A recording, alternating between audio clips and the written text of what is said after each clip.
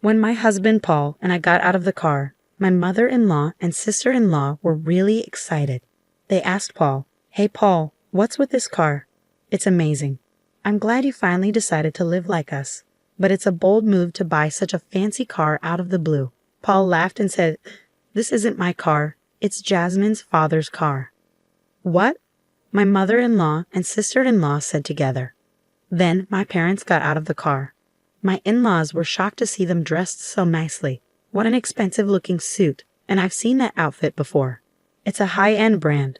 Why are Jasmine's parents wearing such expensive clothes? My name is Jasmine. I'm a 28-year-old office worker. I married my husband Paul last year. He has always been kind to me since we started dating and takes good care of me. I was so happy to marry him. We share the housework because we both work. Paul lived alone for a long time and is great at doing chores. He's even a better cook than I am, depending on what we're making. We support each other and have a very happy life. However, there are people who make our happy married life difficult. My in-laws.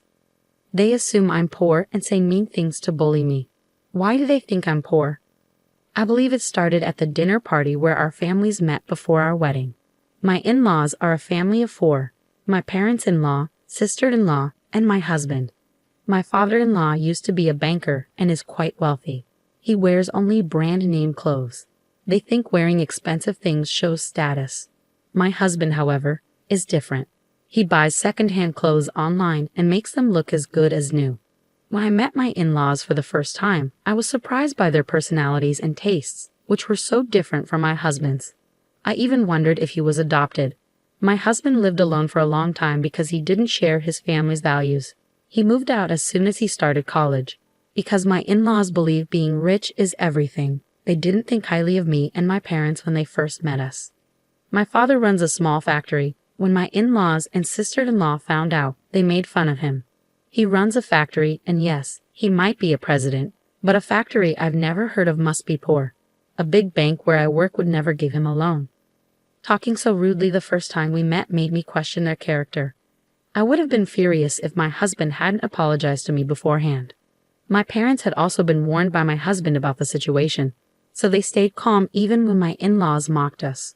Well, it's true we run a small business, but thankfully, we're able to keep working and pay our employees' salaries, my father said. I wonder how many employees you have, my mother-in-law asked. Oh, by the way, I heard Jasmine has an older brother. Our son is working today. He can't come back here, so he can't join us, my father replied. Is he on a business trip or something? Does your brother work for a decent company? My mother-in-law asked. Our son works for my company, my father said. When he said that, my in-laws all laughed. You mean it's a family business? A family that can't even take a day off must not be doing very well. They kept saying terrible things about my family. My husband kept telling them to stop, but they wouldn't listen. So he finally made them end the meeting early. That's why I have a bad impression of my in-laws, and they keep making fun of my family. Honestly, some people might cancel the marriage after something like this. But I love my husband so much that I decided to marry him anyway. As long as we avoid my in-laws, we can live peacefully and happily. In fact, my husband doesn't like his family either, and I was really angry at them for mocking my family, so we didn't visit them unless we absolutely had to. About a year after we got married, I guess they got tired of us not showing up. They started to force us to interact with them.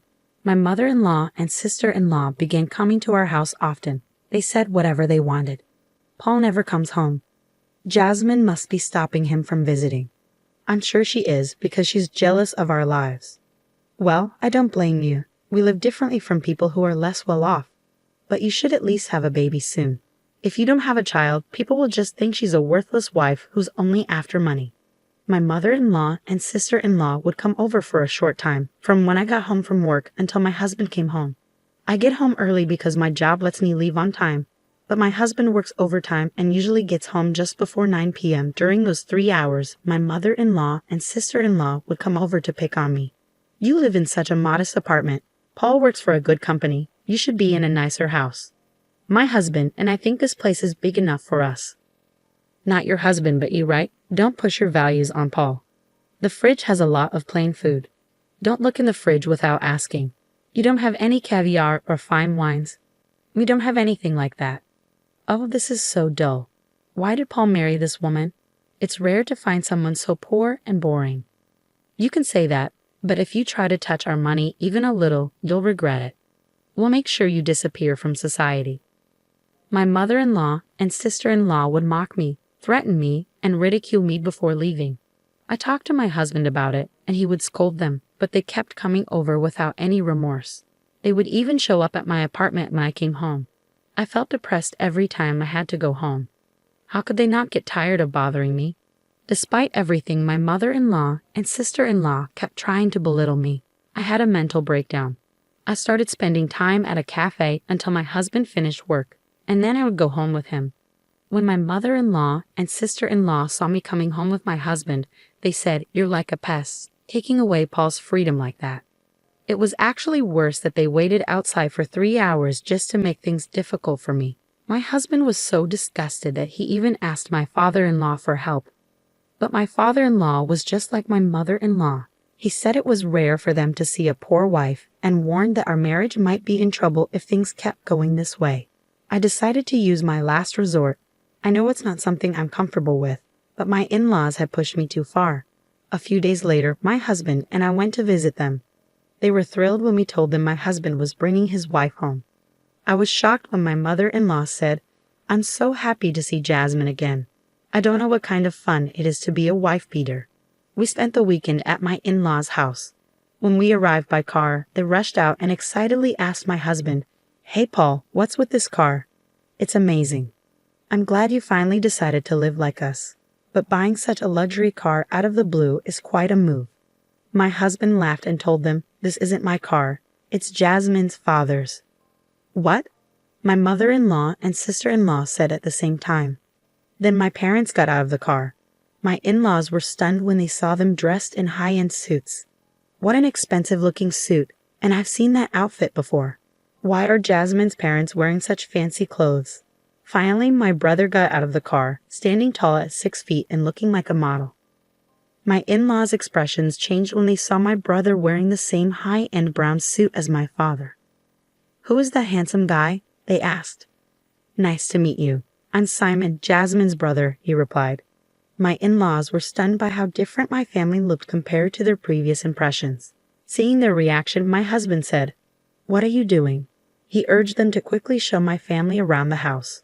My mother-in-law and sister-in-law quickly invited my family inside, leading them to the living room and saying, "We'll have tea ready for you right away." Their attitude was completely different from before. They were very curious and began asking my parents questions. "How are you able to afford such luxury items?" "It's ridiculous," my in-laws questioned, their attitudes changing drastically just because of appearances. Then my father spoke up. "My factory is small, but we make unique parts that no one else can.